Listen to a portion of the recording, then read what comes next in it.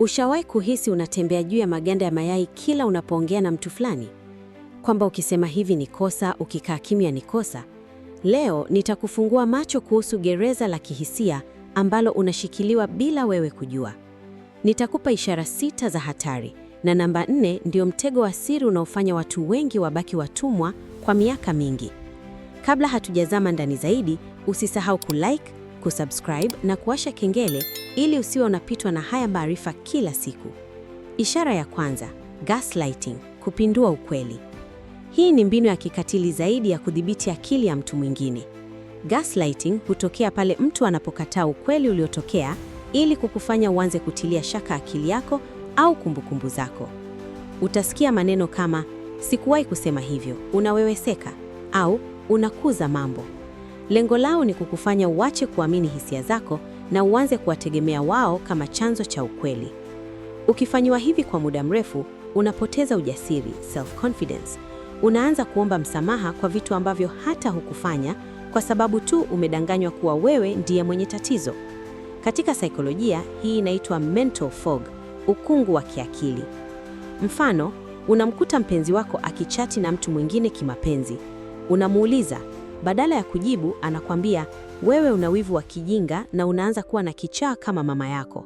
Hapo amehama kwenye kosa lake na kukushambulia wewe. Ishara ya pili, guilt tripping, kukupa hatia kama silaha. Hii ni mbinu ambayo mtu anatumia wema wake wa nyuma au madhaifu yake kukufanya ufanye anachotaka. Wanatumia hatia, guilt, kama kamba ya kukuongoza. Wanatumia maneno kama, baada ya yote niliyokufanyia, hivi ndivyo unanipa fadhila? Au, sawa, nenda zako tu, mimi nitabaki hapa nateseka peke yangu, usijali kuhusu mimi. Hapa wanacheza na ubinadamu wako. Kwa sababu wewe ni mtu mwema, hutaki kuonekana kama mtu asiye na shukrani au katili. Hivyo unajikuta unaacha mipango yako au mahitaji yako ili kumridhisha yeye, si kwa sababu unataka, bali kwa sababu unaogopa kujisikia vibaya. Kuna tofauti kati ya kuomba msaada na kutumia hatia kumfanya mtu ajihisi mdogo. Mtu anayekutumia kihisia hata kupa nafasi ya kusema hapana. Ishara ya tatu, love bombing and withdrawal, upendo wa ghafla kisha baridi. Hii ni mbinu ya kuvua samaki. Mwanzoni mwa mahusiano ya kimapenzi, urafiki au hata kazi, mtu huyo anakumwagia sifa, zawadi na umakini uliopitiliza. Unajihisi kama uko peponi. Mara tu anapohisi umeshazoea ule upendo na umemtegemea kihisia, ghafla anabadilika. Anakuwa baridi, hajibu message na anakuwa mkosoja mkubwa. Kwa nini wanafanya hivi? Wanataka uanze kuhangaika kumrudisha yule mtu wa mwanzo.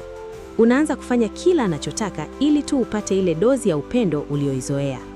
Hii inatengeneza uraibu wa kihisia, emotional addiction, unaofanana na uraibu wa madawa ya kulevya. Ishara ya 4, silent treatment, adhabu ya ukimya. Watu wengi hufikiri kukaa kimya ni njia ya kuepuka ugomvi, lakini silent treatment inayotumiwa kihisia ni aina ya unyanyasaji wa kisaikolojia, psychological punishment. Kwa nini inashangaza? Ni kwa sababu mnyanyasaji hatumii nguvu, hatumii maneno makali, bali anatumia kutokuwepo kwake. Anakupuuza kwa siku kadhaa, anapita mbele yako kama haukuoni, na anakataa kuzungumza kuhusu tatizo lililopo. Ni kukufanya ujihisi huna thamani, upo peke yako, na mwisho wa siku uende kupiga magoti kuomba msamaha, hata kama kosa si lako, ili tu hali ya hewa itulie. Hii inaharibu mfumo wa fahamu na inazidisha msongo wa mawazo, anxiety. Ni mbinu ya kikatili ya kudhibiti tabia yako kupitia hofu ya kutengwa. Ishara ya 5, moving the goalposts, kubadilisha vigezo vya ushindi. Je, umewahi kuhisi kuwa hauwezi kushinda au kumridhisha mtu fulani hata ufanye nini? Hii ndiyo mbinu ya kubadilisha vigezo. Leo anakuambia, nisingekuwa na hasira kama ungepika chakula mapema. Siku inayofuata unapika mapema, anakuambia, shida sio muda wa chakula, shida ni aina ya chakula unachopika. Ukibadilisha chakula, anatafuta kosa lingine. Mtu anayekutumia kihisia hataki ufikie kiwango cha kumridhisha. Anataka uendelee kujihisi hautoshi, not enough. Ukijihisi hautoshi, utaendelea kufanya kazi kwa bidii kumridhisha yeye, na hivyo unakuwa chini ya udhibiti wake, control. Ishara ya 6, isolation, kukutenga na mfumo wako wa usaidizi. Mtumiaji yoyote wa kihisia anajua kuwa hawezi kukutawala ikiwa una watu wa karibu wanaokupenda na kukushauri vizuri. Hivyo ataanza kukutenga kidogo kidogo na ndugu, rafiki na hata kazi yako. Ataanza kwa kusema, rafiki yako huyo ana wivu na wewe, hataki tuendelee. Au, mama yako anatusumbua sana, tupunguze mawasiliano. Wanataka uwe na chanzo kimoja tu cha habari na msaada, ambacho ni wao. Ukishakuwa peke yako, huna mtu wa kukuambia huyu mtu anakuonyea, na hapo unakuwa mtumwa kamili wa kihisia. Watu wanaotumia wengine kihisia, manipulators, mara nyingi huwa na matatizo ya utu kama narcissistic personality disorder au borderline personality disorder.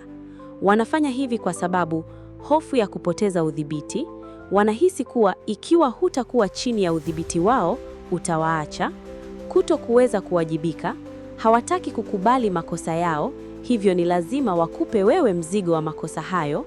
Wanajihisi wenye nguvu pale wanapoweza kucheza na hisia za mtu fulani kama remote control. Kuelewa ishara hizi ni hatua ya kwanza kuelekea uhuru wako, lakini kutambua tu haitoshi. Unahitaji mbinu za kina za kulinda akili yako dhidi ya watu wenye tabia hizi. Kama unataka kuzama zaidi katika kuelewa mbinu hizi za dark psychology na jinsi ya kutofautisha kati ya upendo wa kweli na udhibiti, nimekuandalia mwongozo kamili. Unaweza kujipatia e-books zetu za kipekee, Akili za Giza, inayoelezea mbinu zote za kisaikolojia wanaotumia watu wabaya kukutawala, na Anakupenda au Anakutawala, kitabu kinachokupa picha kamili ya mahusiano yako ya sasa. Maelekezo ya jinsi ya kupata vitabu hivi yapo kwenye description hapo chini. Usikubali kuishi maisha ya kutumiwa wakati unaweza kuwa na maarifa ya kujilinda. Kama umetambua moja ya ishara hizi kwenye maisha yako, jua kuwa hauko peke yako na si kosa lako. Niambie kwenye comment ni ishara gani imekugusa zaidi. Kama video hii imekufungua macho, mpe rafiki yako mmoja zawadi ya video hii kwa kumtumia link. Usisahau kulike na kusubscribe kwa ajili ya video nyingine kama hizi. Kumbuka, amani yako ni gharama kubwa kuliko kitu chochote. Asante kwa kutazama, tukutane kwenye video inayofuata. Peace.